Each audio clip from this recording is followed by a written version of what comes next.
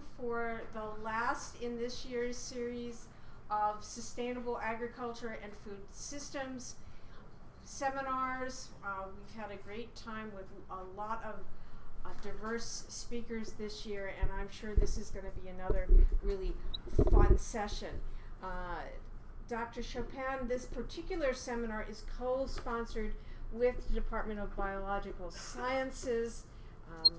Thanks to Professor Harris for helping with the activities and taking our guest out to see the Coastal Lab and the urchins this morning. Our speaker is really a distinguished investigator, and I've known him for about 15 years, I think. Dr. Chopin got his doctorate. He is from France. He got his doctorate at the University of West Brittany, and he is currently a professor in the biology department at the University of New Brunswick in St. John's. But he's really had a fantastic career. He's trained as an ecophysiologist and biochemist, working on the interactions between nutrients and the growth of macroalgae and the production of phycocolloids, which are, as many of us know, are in all kinds of products that we consume on a regular basis. He became interested in aquaculture when aquaculture was really starting to boom about 20 years ago, and immediately it became clear that there was a downside of that growth in aquaculture, and that is pens of fish excrete waste, and the excretion of waste, the nitrogen and phosphorus, becomes a point source of pollution, which is a detriment to aquaculture. And as much as we need aquaculture to replace natural fisheries, this is a problem. So besides all the work that Dr. Chopin had done previously, he got heavily involved in developing integrated multitrophic aquaculture, and he's going to tell you about that today. But amongst his accomplishments, yes, he's figured out how to make this a very tight and effective system, but he's also had to figure out how to navigate the politics of changing the laws in Canada so that people could actually do integrated multitrophic aquaculture in a productive sense up there. And I'm not going to take any more of his time. I'm just going to remind you that, as always, we have an informal session after the talk next door with some pizza and drinks, and you're all invited to come to that. And with no further ado, Dr. Thierry Chopin, an integrated multitrophic aquaculture, an environmentally, economically, and socially responsible aquanomic practice. Thank you. Thank you. Thank you, Dr. Klein, and thank you for having me here since last night and today. I am very glad to be at the University of New Hampshire because I started to work on seaweed on the species which is called Chondrus crispus, or Irish moss. And when I was a student in France, I was reading all the paper of this man, Hart Matheson. I said, oh my God, one day I hope to meet him. So I did several years ago, but Hart Matheson is really a key person in terms of Irish moss, Chondrus crispus. And then I evolved because yes, I was working on the relationship of phosphorus and nitrogen on the production of sugars in Irish moss, which are called carrageenans. And then moving to New Brunswick, just a little north of you, we have a lot of aquaculture, which means a lot of nutrients, but can we do something with these nutrients? So here comes the idea, can we grow seaweed, can we draw shellfish, invertebrates together and having something working? And it's a lot about what some people call marine agronomy, and coming here in a seminar that I understand is a mixture of agronomy, aquaculture, and all these things. I said, well, let's play with words. Agronomy is the law of the fields on land. Well, it's about time we talk about aquanomic, the law of what is happening in the field on the water. So, and everybody is saying something nomic, aquanomics, metabolomics, proteomics, everything go mix, so I added mine. But before I start the call, I want just to give you a warning that, as a matter of fact, I read yesterday, UNH put me at a very nice place, the Three Chimney Inns, which is a beautiful place. On one of the walls, I saw this thing and I could not resist take a picture. So for this presentation, I warn you, if you are grouchy, irritable, or just plain mean, there will be a $10 charge for putting up with you. Okay? It's on the wall of the Three Chimneys Inn. So let's talk about IMTA, Integrated Multitrophic Aquaculture. Initially, we thought it was made of three components: the fed aquaculture, the fin fish. On the extractive aquaculture, to extract the organic molecule, we use shellfish. And to extract the inorganic dissolved nitrogen, dissolved phosphorus, we use seaweeds. Okay? How it works? When you add nutrients to feed your fish, that create a nutrient zone. So we have small particulate organic matter that you want to capture right away. So that's why you put your shellfish very close to the salmon. You have also dissolved inorganic nutrients. They travel a little further down.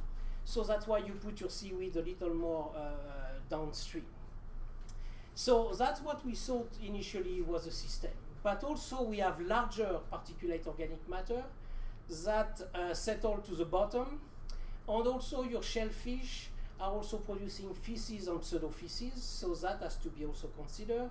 So now we want to develop a fourth component, that's the deposit extractive aquaculture, and it's using sea urchin, sea cucumber, sea worms, lobster, for example, and all that activity will take care of the particulate organic matter, but it will also release some more dissolved inorganic nutrients that will be available for seaweed.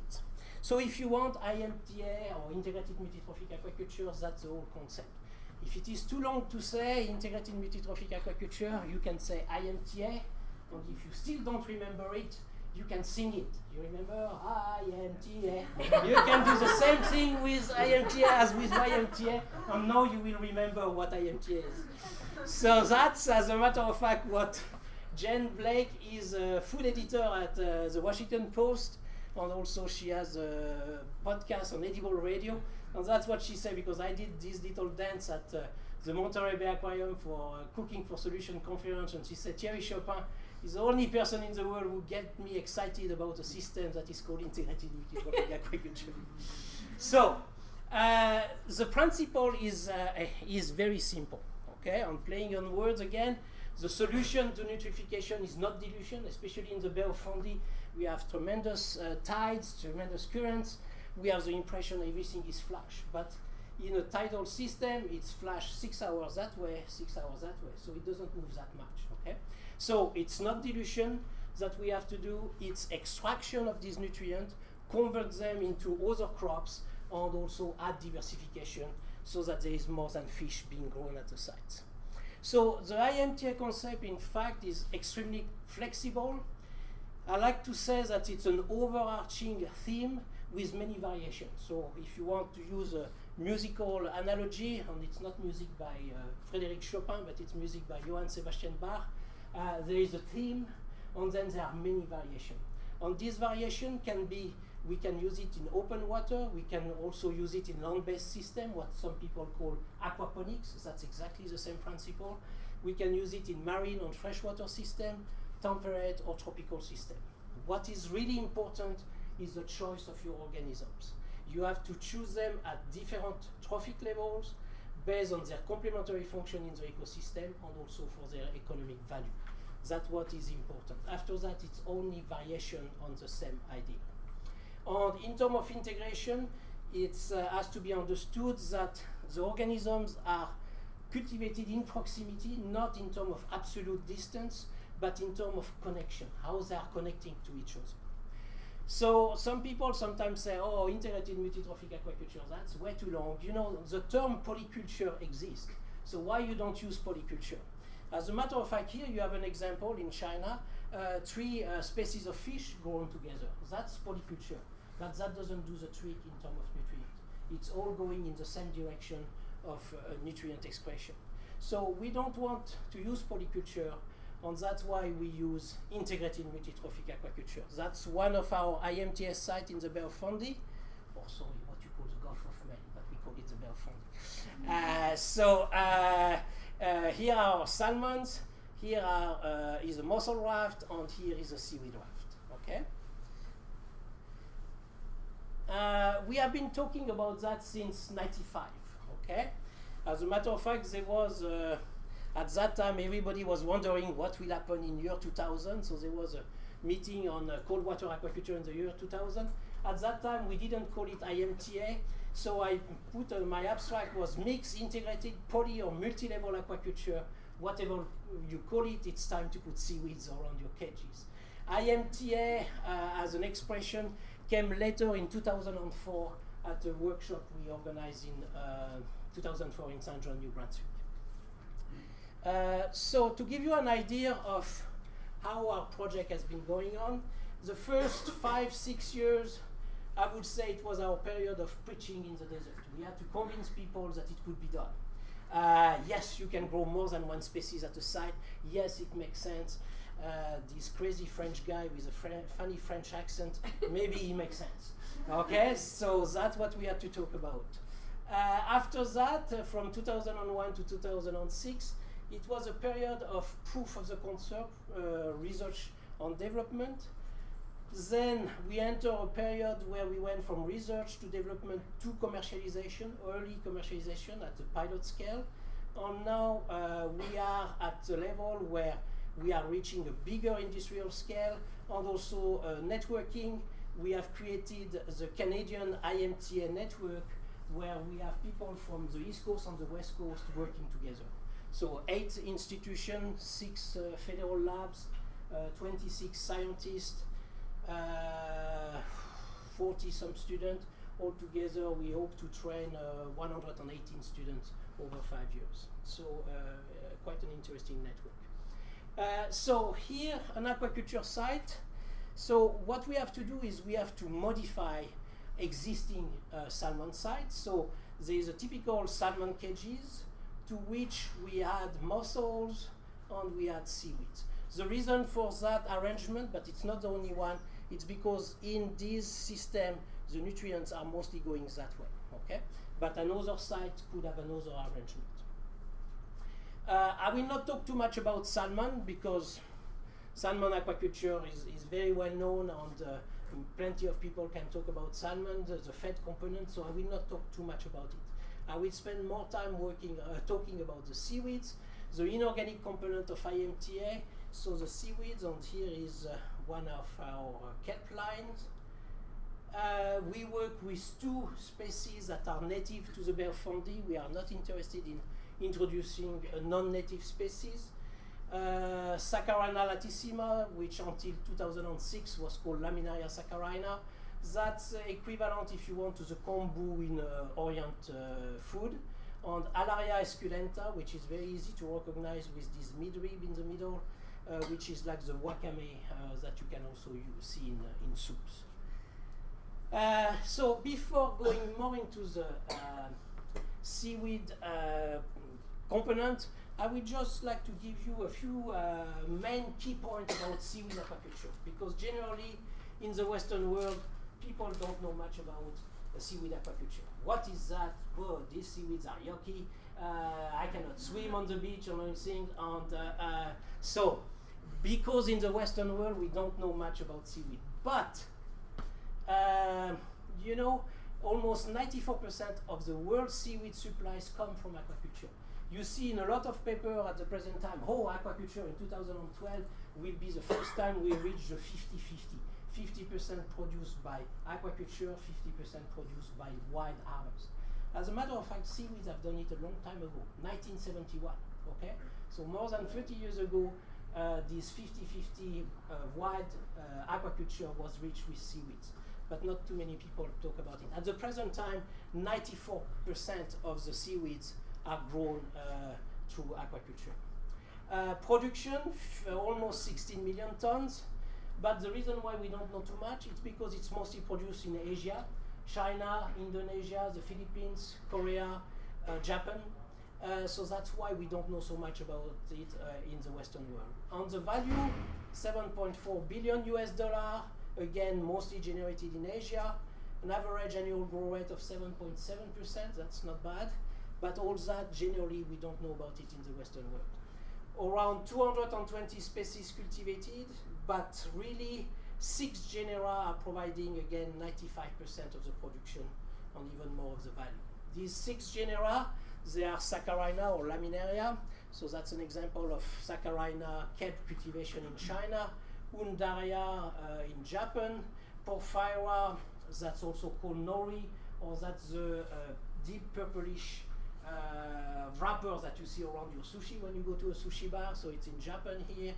Capaphycus ocuma are in Asia and also in Africa, mostly for producing carrageenans, sugars, and Gracilaria also for producing another sugar, agar. Okay, that's really the 6 genera that dominate. Okay, but we don't know too much about it. Also, one thing we don't realize when we talk about mariculture, in the Western world, people are obsessed, I would say, with fish aquaculture. Okay, if we look at the worldwide production, 46% of mariculture products are seaweeds, 43% are mollusks, and we talk so much about finfish, it's only 9%. Okay, so it's about time we think about other systems than the system we are used in the Western world. So, how much of this is known in the Western world? Not much, because 99.8% is produced in Asia. And also, generally, papers and books and all these things are not very good at reporting correctly the statistics, okay? And one of the main culprits, I would say, is the FAO, the Food and Agricultural Organization. They have the data on seaweeds, but they never put them in diagram. I don't know why. They have the data 3 pages before. When it's time to do a diagram, there is always a footnote, data not including seaweeds, and I don't know why. Here is what we get with FAO, but the real picture is that. Okay, we have to add the seaweeds. It's even worse when we look at mariculture production only in seawater. That's the FAO things, that's the true picture. Okay, seaweed is almost half of the production, but we never see these things. Okay, so about time we change our things. So now there is finally a renewed interest in the mariculture of seaweeds for different reasons. Integrated multitrophic aquaculture, biomitigative or ecosystem services on nutrient and carbon trading credit. A lot of things is said on carbon, but nutrient credit is also very important. Partial protein substitution in aquaculture feed, I will mention that. We can put seaweeds in feeding the fish. A lot of things about biofuel, biodiesel, bioethanol, methane. We have also to talk about integrating all this system into food and energy parks, and I will mention that. And also the idea of integrated sequential biorefinery, doing more than one product with one species. Now, we have a renewed interest, but we have to be very careful. How can we reposition the value and the role of seaweed in the coastal ecosystem, demonstrate how they are relevant in many of our activities, but we have to be careful. Let's not promise the moon and risk another purgatory period, okay? Every time there is an oil crisis, every time we talk about biofuels, okay? So every 40 years, things will come back, okay? But what do we do in between? Because if we promise the moon and we don't deliver the moons, then for 40 years, we don't have research grant, we don't have students to train on all these things, okay? So we have to be careful. So let's be careful.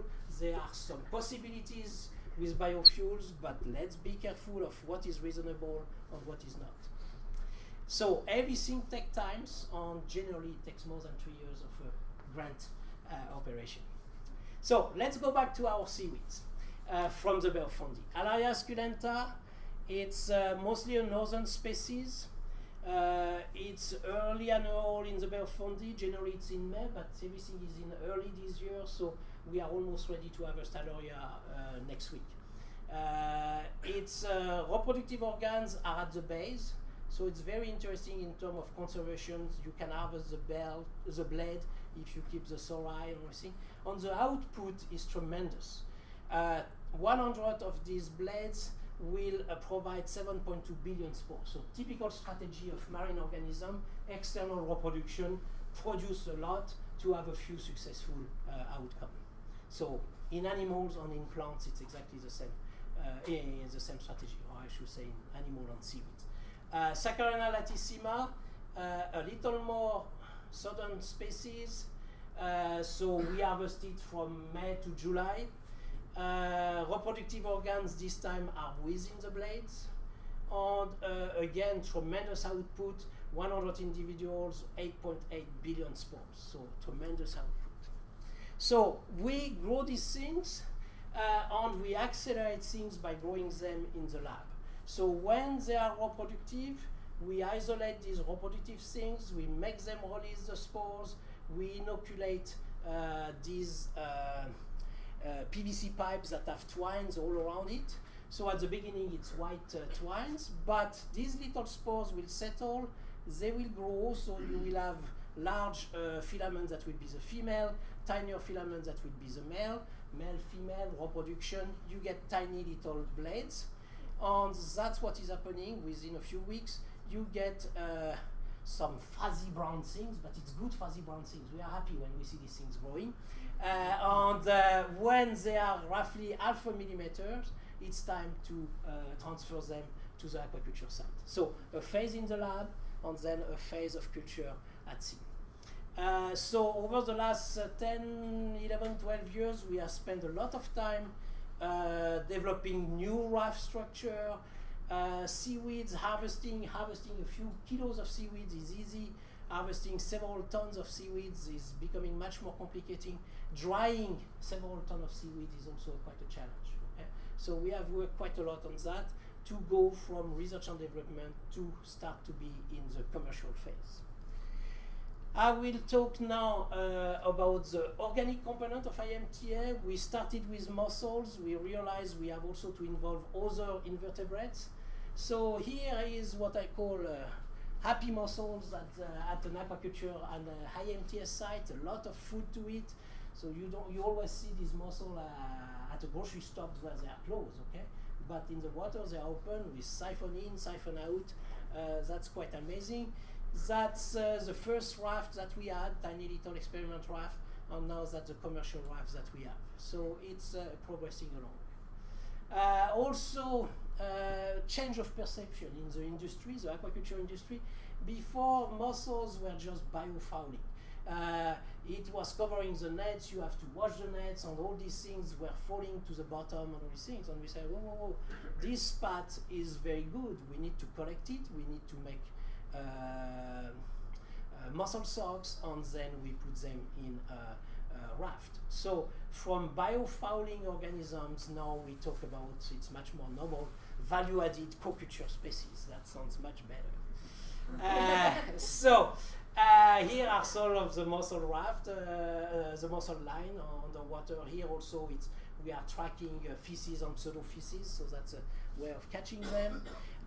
Grow response, that's the shelf, but what is interesting, it's the meat, okay? Especially when naturally you will have period of low phytoplankton in the Bay of Fundy. As a matter of fact, when you have mussel close to the aquaculture of the salmon, they continue to grow because they have still some food. So as a matter of fact, the meat yield, okay? Meat yield, it's very simple. You take your mussels, you cook them for 2 seconds, you take them out, and then you compare meat with shells versus minus the shells, and that gives you the meat yield. What you find generally in shops, grocery shop is around 30-35%. At some time of the year, ours reach 56%. So an increase, and also more omega-3 fatty acid in mussels.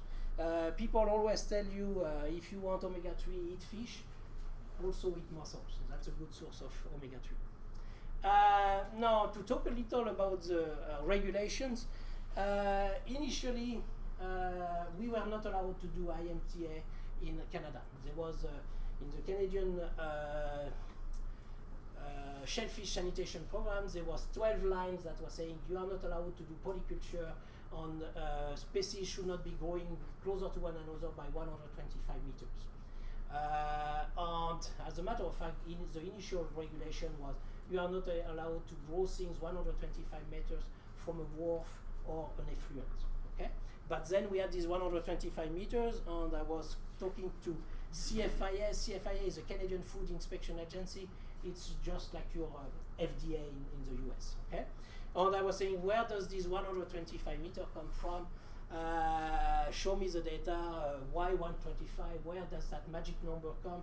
I was bugging them for a lot of meetings and saying, no, it's not 125, it's 152.3 meters. And they say, well, where does that come from? And I say, well, just like your 125 meters, there is no reason for it. So we did 8 years of sampling. So here's that the data for seaweed. What is not interesting is all the details. The big message is everything is ND, not detectable. For the therapeutic potentially used by the salmon aquaculture industry. We did the same thing with heavy metal, arsenic, PCBs. We are always below the Canadian Food Inspection Agency, the Food and Drug Administration in the US, and also the European Community Directive regulatory limits. So we are always below. The same with pesticides, okay? Always below these regulatory limits. So 8 years of data, CFIA started to say, well, yeah, that started to be pretty convincing. So it took us 4 years to change the Canadian regulation so that we could do IMTA in Canada. So 4 years for little biologists like us, it's a long time. But for politicians, I was told that was a record. Okay, so there is 2 different scales. But yes, you have to work with your regulators. If you don't work with your regulators, even the best ideas, scientific ideas, will not go very far. We also recognize now that we have to add other invertebrates. So we are working on scallops, sea urchin, sea cucumbers, building kind of artificial reefs that we put at the bottom. That I think is very important for catching the larger organic particulate matter. So we really have to rethink what is an aquaculture farm. How does it work within an ecosystem? And we have to put it with other activities. So that's where we reach the idea of integrated coastal zone management. Species interaction. Okay, we are so much used to monocultures that we don't think about interaction between species, and there are some very interesting things for disease control. In the lab, you can show that mussels can inactivate 2 important viruses, the ISA, infectious salmon anemia virus, and the infectious pancreatic necrosis viruses. There is also some very interesting things. Blue mussels and other shellfish like scallops and cockle on the west coast can consume the early stage of sea lice. And you know, at the present time, sea lice is a big problem with salmon aquaculture. And as a matter of fact, we see blue mussels ingesting these sea lice. What they do after, how they process them, do they break them, do they pack them into pseudofeces, all that has to be worked. But here comes the idea that as a matter of fact, you could put your shellfish raft around the salmon cages and develop a kind of sanitary biosecurity cordon around your salmon. And the whole idea is doing to do biological control instead of chemical treatment. I don't think it will be 100% replaced, but if we can reduce some of the chemical treatment for sea lice, because we have a certain percentage of biological control, we will be much further ahead. So species interaction, we have to work on that. So far, it's a good story. It doesn't mean that maybe we will have also bad stories. Okay, there is maybe some species that should not be cultivated together. Another thing also is, if you look in the Bay of Fundy, and it's only one portion of the Bay of Fundy, these aquaculture sites are highly concentrated. Okay, we work in back bays at some of our IMTS sites. Okay, but if we look at that in terms of dissolved inorganic nutrients, depending on the site, they travel quite a lot. There is a lot of export, if you want. when we think that everything has to be managed within the boundary limit of 4 buoys, we are joking or we are kidding ourselves, okay? For large particulate organic matter, yes, but for dissolved nutrients, things move much more, okay? So really, for that, we have to think about bay management, okay? Bay management level of nutrient sequestration. So here is the idea that for inorganic nutrients, maybe we should have seaweed nutrient scrubbing station. So I put one in this bay, one here, one here. And as a matter of fact, the seaweeds don't care if these nitrogen molecules come from side A, side B, or side T, Z, or whatever. What they see is nutrients coming in, they will absorb it, okay? And it's when you harvest the kelp that you remove the nutrients, okay? So it has to be a bay management, not a site-per-site operation. So we have to recognize the biomedicative services or the ecosystem services provided by the extractive component of IMTA. We should recognize it and we should put a value to it. So we have to introduce the concept of nutrient trading credit. Everybody talk about carbon, but in the coastal environment, the nutrients are very important. Dissolved nitrogen, dissolved phosphorus. If we look at the total seaweed aquaculture production, 15.8 million tons worth 7.4 billion.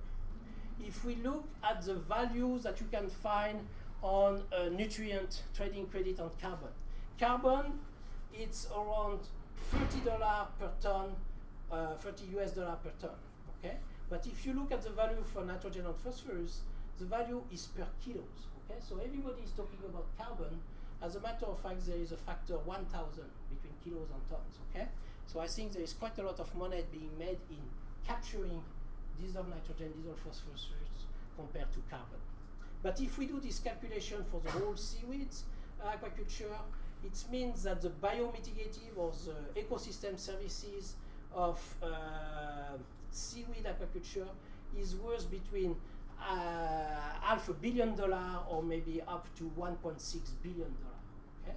Which means, as a matter of fact, 23% of the value, the commercial value, can be added in terms of ecosystem services. And we never put that in any ecosystem valuation, and we should do that. So we need to look at ecosystem services as an incentive tool to encourage monoaquaculturist people to contemplate IMTA as a marine agronomy practice, or now I would say aquanomy practice. We should also give a value to recapturing this feed and energy, which is otherwise lost, and instead we can convert it into commercial crops.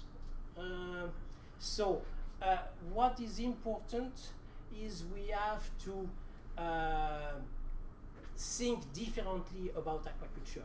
It's a food production system of different things instead of mono-aquaculture. Before we had things that were relatively simple. People were calculating what is called the feed conversion ratio, FCR. So you look at what you add, you look at what go to the environment, and you look at what you harvest, the fish. So 3 arrows to quantify, okay? Now with IMTA, it's a little more complicated because you have many more components. So it's not an FCR we have to calculate. It's a food assimilation trophic transfer integrated efficiency ratio or FATIR. Okay?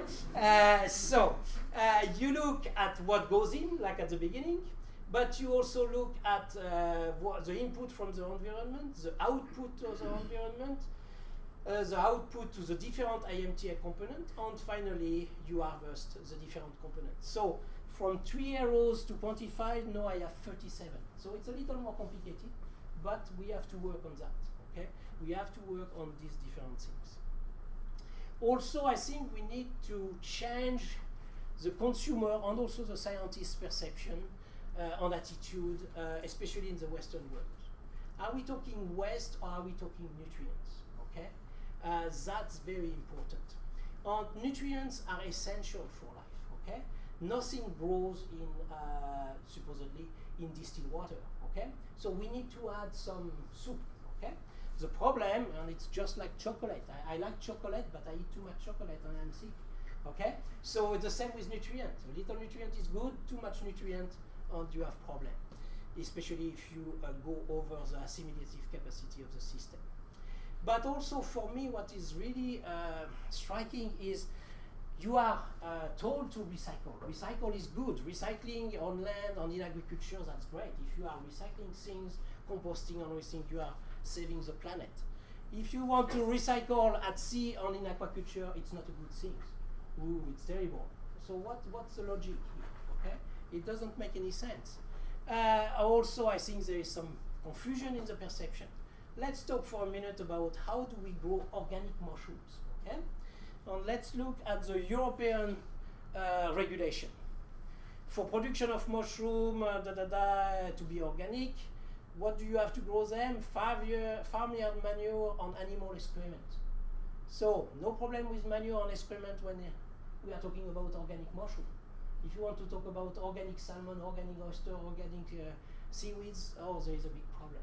Okay? There is no logic. Why are we so emotional at sea? On land, recycle is a good thing. Okay? We have to change a few perceptions.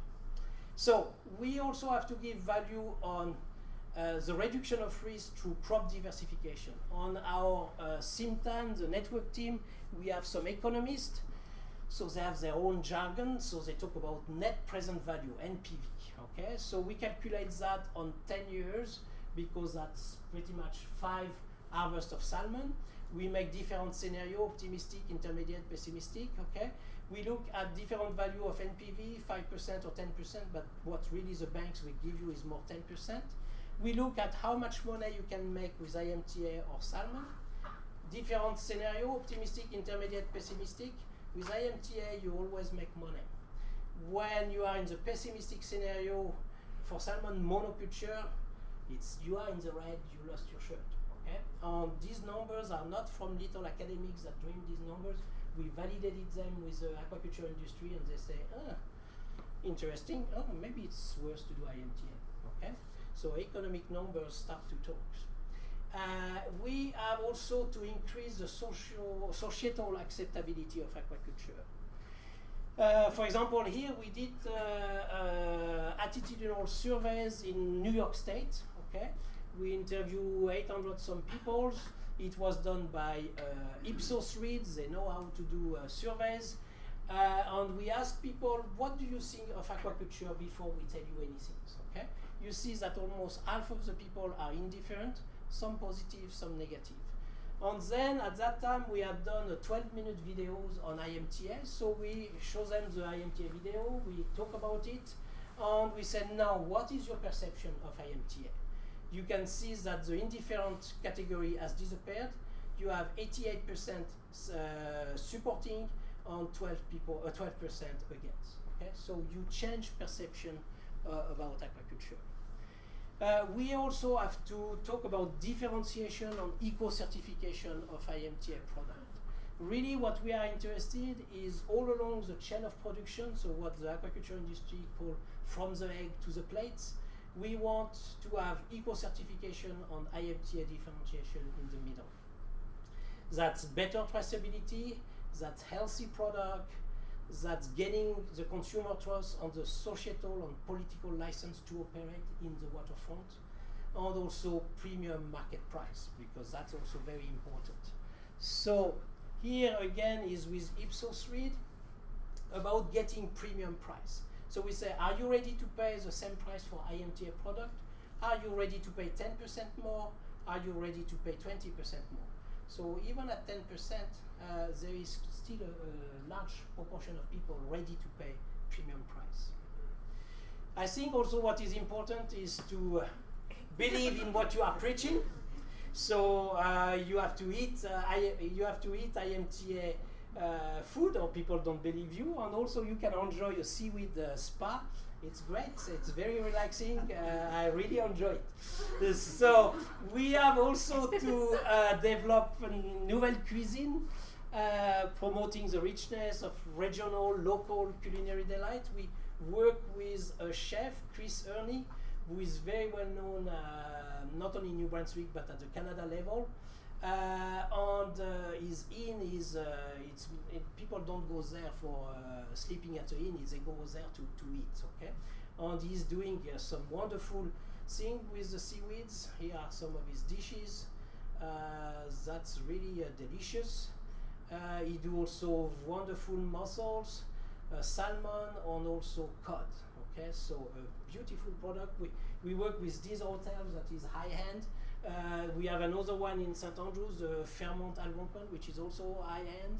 And we have a middle level in St. John with the St. John Hell House, where we also work with that.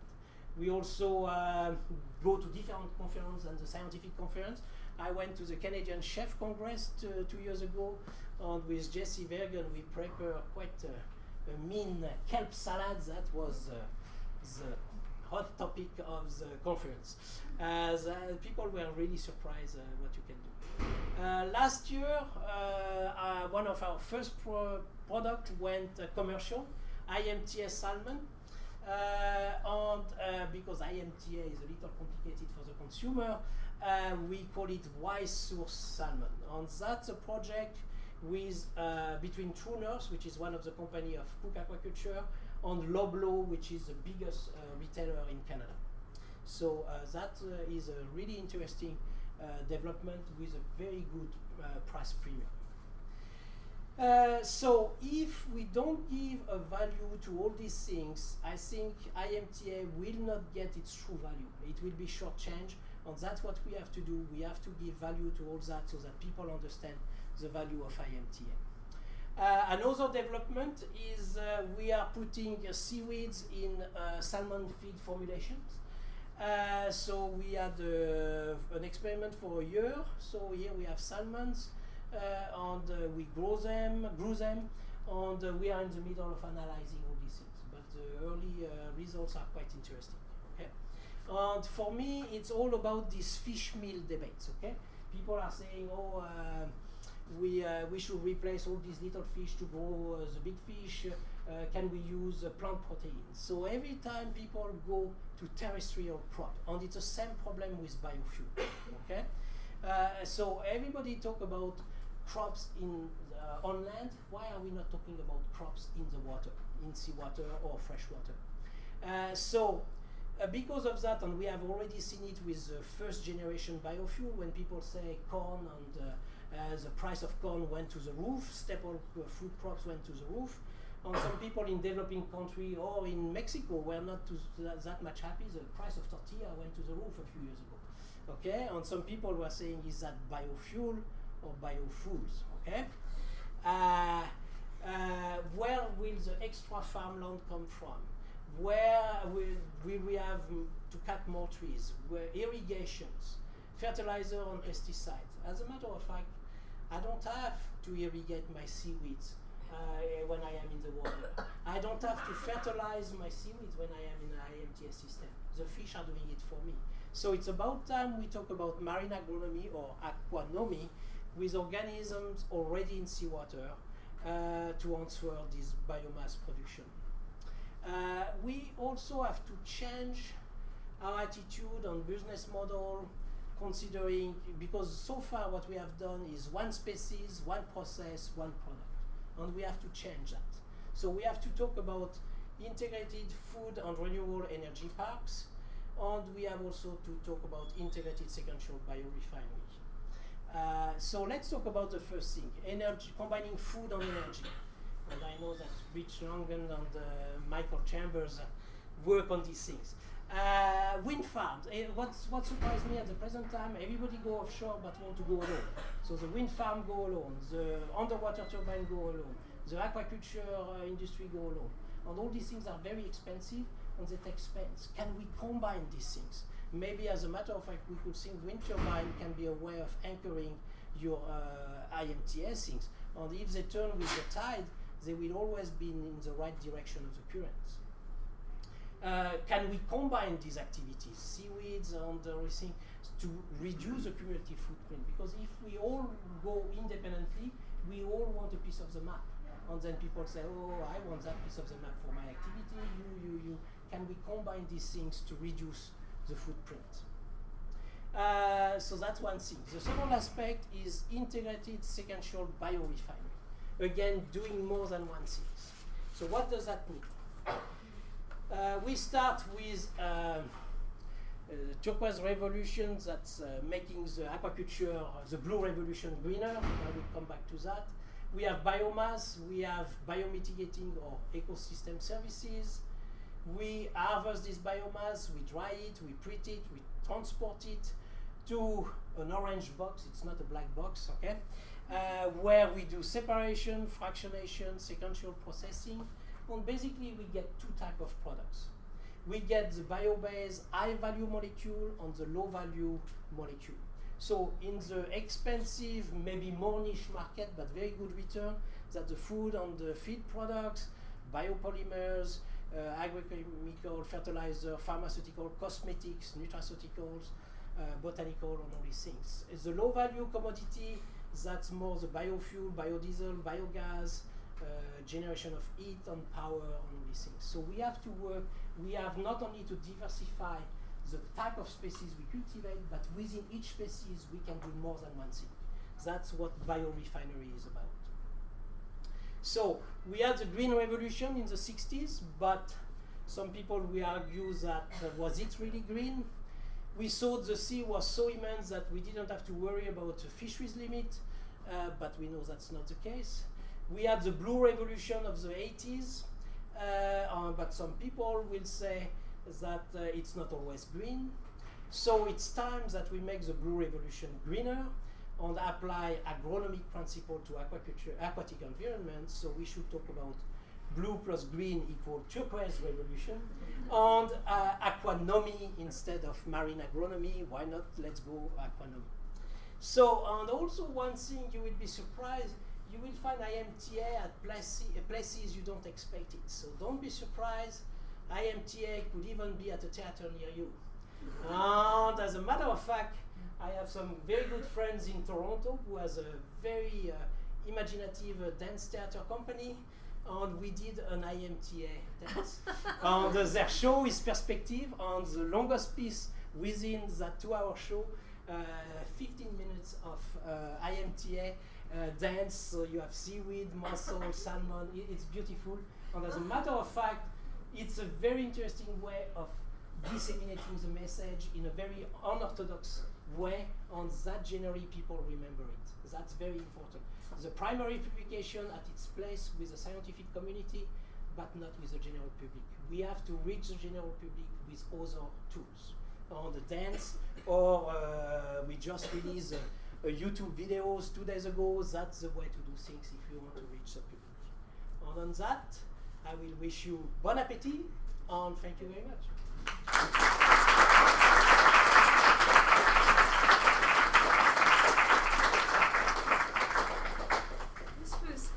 This was so much fun.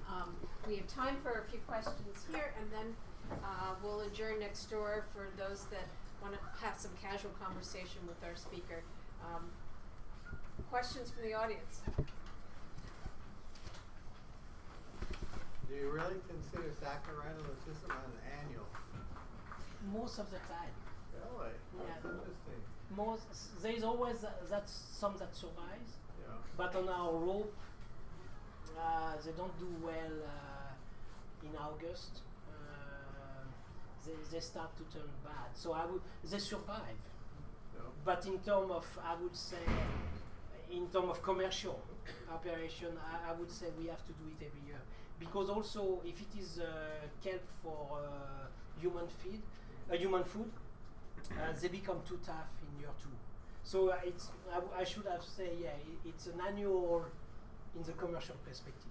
But you have some that survive on the ropes, but they are not that good. But some survive. Yeah. Are you freeze drying your gametophys or your young sporophytes on nets or lines? No. Like the core fiber people? No. So it's all. Yeah, we do it every sequence. year, and yes, directly. So you don't do any freezing of the microscopic stage? Not at this stage, no. Yep. Thierry, how many jobs have been created with the operations that you now are at that industrial scale. It's always, I think, important for people to realize. You mean job at aquaculture or student? Or well, just at the aquaculture area, and then we can, take a look at some of the other points. Yeah, we did the calculation when we have to be careful. We are not fully IMTS sites, but when, let's say, if the whole system is developed in the Belfondi, and I don't know how many years it will take, but we have calculated that we should generate 200 more jobs, 200 something more jobs, and generate an additional $400 million within the Belfond. But we are not there yet. Okay? But within Cook, I mean, you have several site managers that are IMTS site manager. We have crews and all these things. So we have already reached more than 50 people.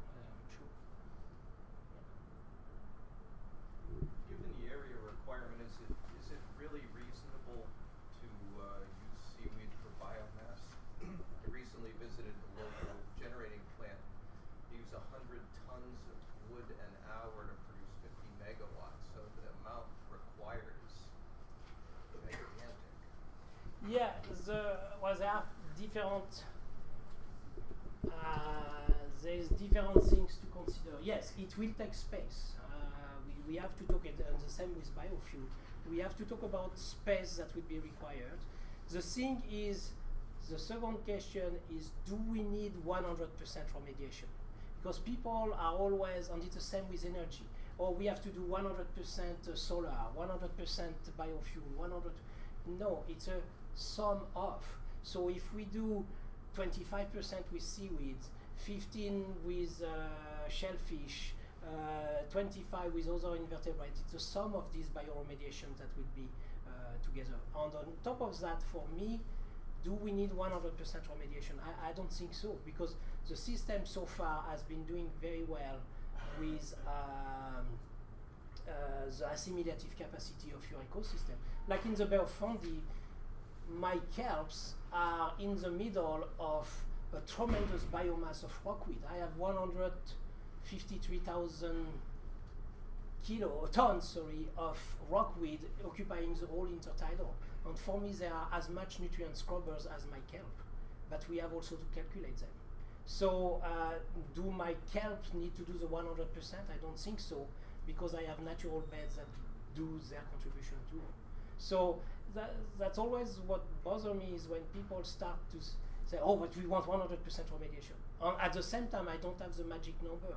Will the seaweeds, because it all depends on the number of raft, okay? So we are scaling up gradually, but will be satisfied with 35% remediation of the inorganic, or do we need 100%? And I don't have the magic number at the present time. But it's important. Yes, there will be scale issues, definitely. And everybody talk about, look at what they are doing in China, Shangubei, and all these things. Is the Chinese model adaptable to Western world society? I would say no, for several reasons, but I don't think so. So what do we do? And at the same time, it's the same way as with the alternative energy. It's the same debate. Everybody say, wind power is very good, but do it in the next state, okay? So it's the same with aquaculture. My understanding in the States, your biggest deficit, your second biggest deficit is seafood. So you have a problem of seafood import, and then you say, oh my God, and the FDA doesn't control everything that comes to our port, so we are in trouble, we don't control biosecurity, seafood security, and all this thing. But are you ready to provide the 78% that is missing? And if yes, what will you put in place? And are you ready to develop aquaculture because you have a huge seafood deficit?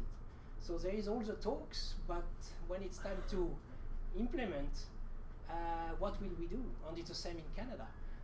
If we want to maintain a safe sufficiency on all these things, are we ready to produce within our waters? And at what condition and to what scale on all these things? But it's about time we, what you say, walk the talk, okay? And if we want seafood, we have to produce it somewhere. And yes, there will be some scale issues. Yeah? Thierry, how many commercial farms have adopted IMTA in Canada and even in the US and even the West Coast? In Canada, we have remaining on the East Coast, you have approximately 10 salmon companies, roughly. In New Brunswick, Nova Scotia, and Newfoundland. Okay, approximately 8 or 10. We work with the biggest company, Cook Aquaculture, which is roughly 80-85% of the salmon business in Atlantic Canada. In the Bay of Fundy, we have 96 sites. 16 have been amended, so 16 out of, let's say, 100%. So 16% sites have been amended so that we can do IMTA. But we are doing IMTA at 8 of them, okay? Because again, it takes time to put the raft, so it takes time. So we are doing at 8 with the potential to go 16 on with the bay management, okay? As a matter of fact, the Bay of Fundy is divided into 3 bay management. So we would like to have 12, 12, 12, so that we can do also rotations. On the west coast of Canada, you have one company that is doing IMTA, not with salmon, but with sable fish or black cod. Okay, so there is one company on the west coast. There is Cook Aquaculture on the east coast. I would say the other company on the east coast are saying, oh, that's great, Cook can do the experiment, can break things, lose a little money, make money. Oh, when they will start to make money, we will jump. But they are letting Cook do the experiment at the present time. But they are watching because we have been asked to do things. So that's the situation in Canada. No, there are some development in the US, there are some development in Norway, Israel, South Africa. Altogether, there are roughly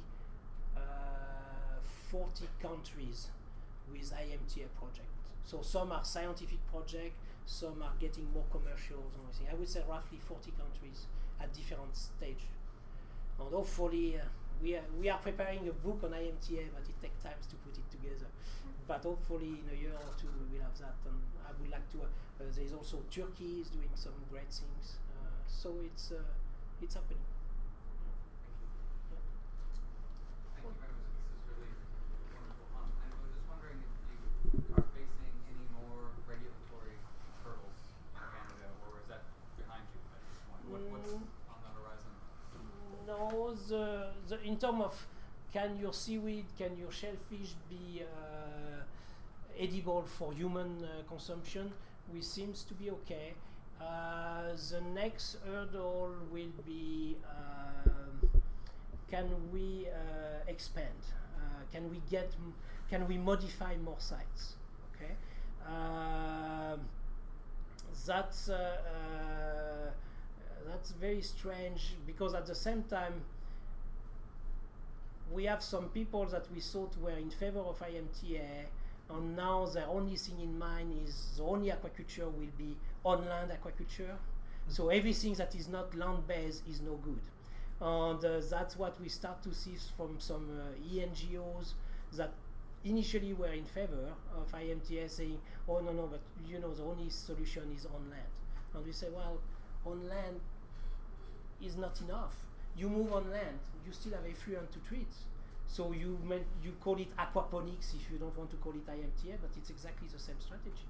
You have to treat your effluents, and instead of treating them chemically or whatever, or having sludge accumulating, why not you do something? And as a matter of fact, with Cook Aquaculture, now we are working on developing aquaponics, because they are saying, well, yeah, why do I pay a company to remove my nutrients, my sludge, where maybe I could grow some So it's not seaweeds anymore, it's plants, land plants, or everything.